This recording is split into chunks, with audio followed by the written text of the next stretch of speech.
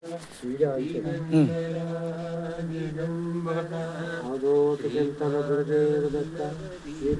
శ్రీవల్లభ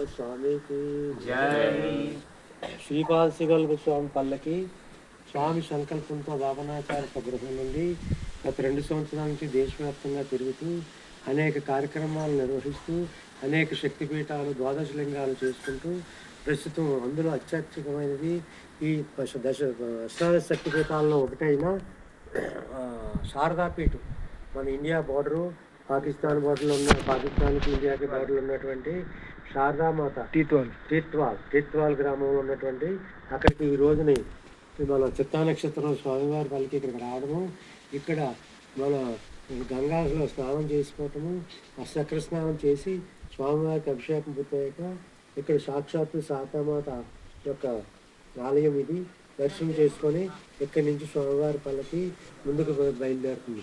ఇది శారదామాత టెంపుల్. దీని ఎదురుకుండా ఆ నది కట్టుపక్కన ఉంటే అది పాకిస్తాను.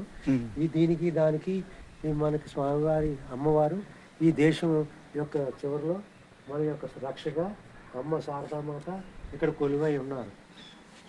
జై దిగంబర దిగంబర శ్రీపాద.